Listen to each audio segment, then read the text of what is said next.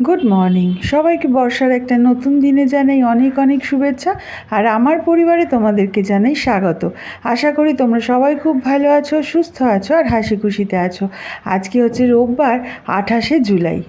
সকালের কাজকর্ম মিটিয়ে চলে এসেছি ব্রেকফাস্ট বানাতে। আজকে সকালে জলখাবার কি বানাচ্ছি? চিড়ের পোলাও। একটু গাজর, একটু আলু কেটে নিয়েছি, একটু কারি পাতা সর্ষে ফোড়ন দিয়ে, একটু পেঁয়াজও ফোড়ন দিয়ে দিয়েছি, আর চিড়েটাকে ভিজিয়ে রেখেছিলাম একটু জলে। আর খুব ভাল লাগে এই একটা খাবার, আমাদের বাড়িতে এত ভালো লাগে সবার খেতে। কিন্তু যদিও তিতুনের খেতে একটু কষ্ট হয়, কারণ তিতুনের না বাদাম টাদাম খেলে ওর দাঁতে এমন একটা ফুটো হয়ে গেছে না, খুব অসুবিধা হয় ওর চিড়ের পোলাওয়ে। তাই বাদামগুলো বেছে বেছে ওকে দিলেও খেয়ে নেবে। যাই হোক, আজকে তো রবিবার, আজকে সবার ছুটি, সবাই রেস্ট নিচ্ছে। এখন 10:30 বাজে। আজকে কেউ তাড়াতাড়ি উঠবে না। ঋষি তিতুন তো দেরি করেই ওঠে, তো মুখার্জি মশাই রোজ দিন তাড়াতাড়ি ওঠে, আজকে রবিবার বলে দেরি করে উঠবে। তাই আজকে আমি নিজে একা একাই বসে বসে চা জলখাবারটা খেয়ে নিলাম। আর পুজো টুজো সব সারা হয়ে গেছে। এইবার তাড়াতাড়ি করে চলে এসেছি রান্নার আয়োজন করতে। দুপুরের রান্নাটা আজকে ভীষণ সিম্পল করব, কারণ রাত্রিবেলা বিকেলবেলা আজকে আবার আমাদের নেমন্তন্ন রয়েছে। আজকে এক বিশেষ অতিথির বাড়িতে যাব। ওদের ওদের একটা অ্যানিভার্সারির জন্য, ওদের যেহেতু 31 তারিখে অ্যানিভার্সারি, কিন্তু আমাদের রবিবার বলে যেতে বলেছে, কারণ মুখার্জি মশাইয়ের তো ছুটি নেই, সেটা ওরা জানে। তো আজকেই আমাদের ওদের বাড়িতে যেতে নেমন্তন্ন করেছে।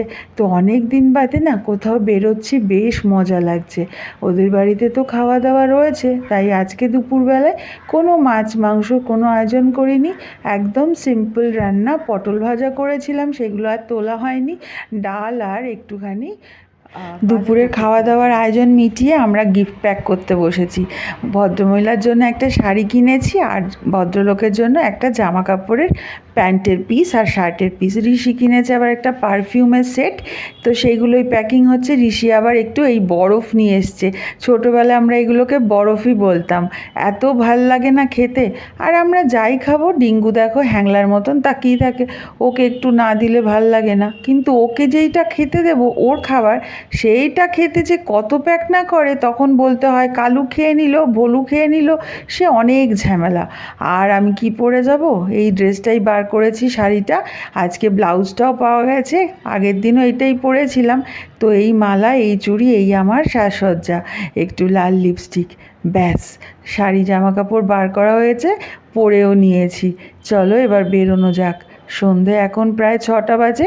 আমরা বেরোলাম। ঋষি উবের ঠিক করেছে, কারণ আমাদের গাড়িটা তো অসুস্থ খুব, এতদিনের অভ্যাস তো যে নিজেদের এই গাড়িটাকে নিয়ে যেতে। আর আকাশটা কি সুন্দর লাগছে দেখো। সকালবেলায় ভারী বৃষ্টি হয়েছে, কিন্তু এখন ওয়েদারটা দারুণ লাগছে। বেরিয়ে পড়েছি আমরা। ঋষি উবের ঠিক করেছে, এবার উবের আসবে। আমি তো মহা খুশি, অনেক দিন বাদে একটু বেরোচ্ছি, ভালোই লাগছে।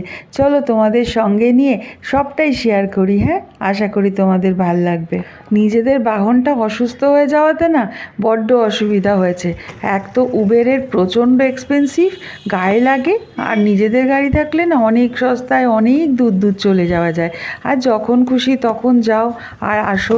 একটু বর্ষা হলে আবার এখানে পাওয়াও যায় না উবের, তখন আবার হাই রেটে যেতে হবে। বসে পড়েছি আমরা, চলো এবার যাওয়া যাক। জানি না আজকে আবার বৃষ্টি আসবে কি না। আর যতটা পারবো তোমাদের সাথে শ্যুট করব, আর তোমাদের সাথেও শেয়ার করব কি করলাম না করলাম। যাই হোক, যারা আমার পুরনো ভিউয়ার্স, আর যারা আমার সব সময় পাশে রয়েছো, আমার পরিবারের সাথে রয়েছো, তারা তো পরপর দেখতেই থাকবে আমার ব্লগ। সব কিছুই জানতে পারবে, যেরকম যেরকম হচ্ছে, কোথায় এরা কারা বা কী বৃত্তান্ত, পরে আমি সবটাই তোমাদের সাথে শেয়ার করব। রাস্তাঘাট দেখতে দেখতে এবার চলো আমরা যাই। আজকের ওয়েদারটা এখন কিন্তু খুব ভালো, খুব একটা গরমও লাগছে না, হালকা গরম। আর আমার জায়গাটা হয়েছে আমার শাশুড়ি মায়ের জায়গা। আগে মধ্যখানে আমার শাশুড়ি মাকে বসিয়ে অনেক সময় কোলে নিয়েও যেতাম, জানো। আমাদের যখন ওয়াগানার করে ঘুরতে যেতাম, তখন 7জন মিলে জায়গা হতো না, সেই টুলে একজন কোলে নিয়েই আমরা সপরিবারে ঘুরতে যেতাম। ভারী মজা লাগতো। যদিও প্রথম জীবনে মনে হতো কখনো তো একা যাই, কিন্তু তারপরে ওটাই আমার অভ্যাস হয়ে গেছিলো। শাশুড়ি মায়ের হাত ছাড়া কোথাও বেরোতেই পারতাম না।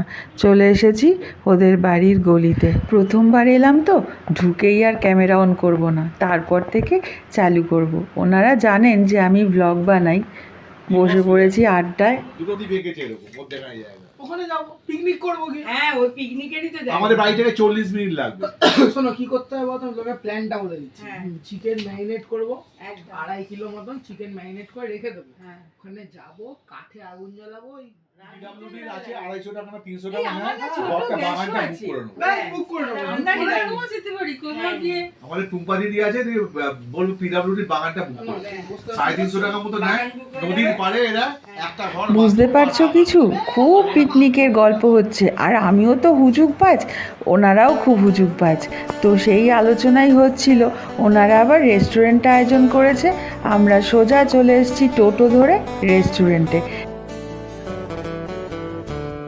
আর এই অঞ্চলটা হচ্ছে হাওড়ার পাশেই, নবান্নের কাছাকাছি। রেস্টুরেন্টটাও ঠিক ওখানেই, তবে ওনাদের বাড়ি থেকেও টোটো করে আসতে হয়। যাই হোক, আমরা তো এসে গেছি। ভেতরের সুন্দর ডেকোরেশন, খাবার দাবারও চলে এসেছে। আর আমি মুহূর্তগুলো তুলে রাখতে ব্যস্ত, কারণ এই মুহূর্তগুলো যদি তুলে না রাখি তাহলে মনের স্মৃতিকোণায় হয়তো ধুলো পড়ে যাবে, কিন্তু ডায়েরির পাতায় যদি লিখে রাখি সে থেকে যাবে বহু দিন। তো যাই হোক, সেই জন্যই আমি আমার স্মৃতির পাতায় লিখে রাখছি এত সুন্দর মুহূর্ত। সেই সঙ্গে ওনাদের ম্যারেজ অ্যানিভার্সারির জন্য অনেক অনেক শুভেচ্ছা, অনেক অনেক ভালোবাসা। আশা করি ওনাদের বাকি জীবনের পথও খুব মসৃণ হবে, খুব আনন্দ করে দিনগুলো কেটে যাবে। চলো আমরা একটু এনজয় করে নিই আর একটু গল্পগুজব করে নিই ওনাদের সাথে। ও মেনুগুলো একটু বলে নিই।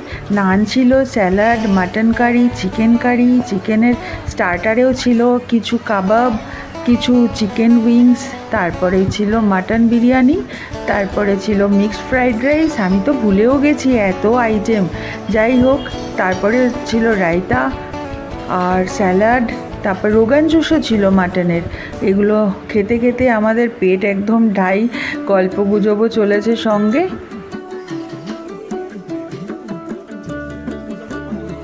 আর সেই সঙ্গে প্রচুর পরিমাণে ছবি তোলা।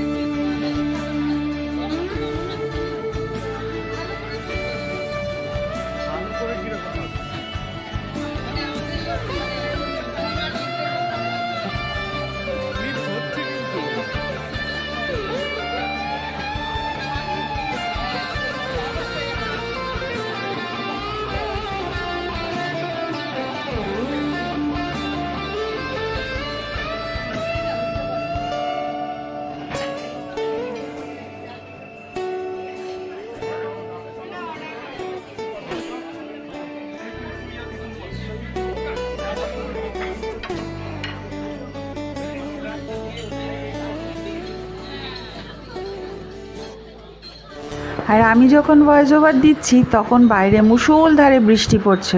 হয়তো তোমরা আওয়াজটাও শুনতে পাবে।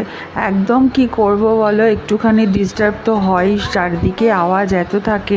আর মধ্যরাত্রে না একদম ঘুম ভাঙে না, তার জন্য আমাকে দিনের বেলাতেই ভয়েস ওভার দিতে হয়। আর দেখো কি ছোট্ট সুন্দর একটা প্রেশার কুকার। এই প্রেশার কুকারটা যে কত লিটারের বুঝতে পারলাম না, বোধহয় 500 লিটারের। এত ছোট্ট মিষ্টি প্রেশার কুকারটা দেখে আমার ভারী পছন্দ হয়েছে। আর আমার রেস্টুরেন্টে খেতে কেন এত ভালো লাগে জানো? কারণ খাওয়া দাওয়ার পরে কি সুন্দর হাত গুটিয়ে উঠে চলে আসতে হয়, না বাসন মাজতে হয়, না টেবিল পুছতে হয়, না বেড়ে দিতে হয়, সার্ভ করতে হয়। আমরা যারা নিজেরা বেড়ে খাই তাদের জন্য রেস্টুরেন্টে ভীষণই ভালো। তো সেই জন্য এই উনিও আমার বান্ধবীও, উনিও বলেছেন যে চলো বাবা রেস্টুরেন্টেই খাওয়া দাওয়া করি। তো যাই হোক, চলো একদম চলে আসলাম আমার ব্লগের এন্ডে, কারণ খেয়ে দিয়ে আবার উবের বুক বুক করতে হবে, পাওয়া যাবে কি না সেটাও একটা মুশকিল। যাই হোক, উবের পেয়ে গেছিলাম, আমরা চলে এসেছি বাড়িতেও, এবং একদম তাড়াতাড়ি। ডিঙ্গুকে রেখে যাই তো বড্ড চিন্তা হয়, কোথাও গিয়ে আর শান্তি পাই না। চলে এসেছি বাড়িতে, মনে হচ্ছে কতক্ষণে যাব ডিঙ্গুর কাছে।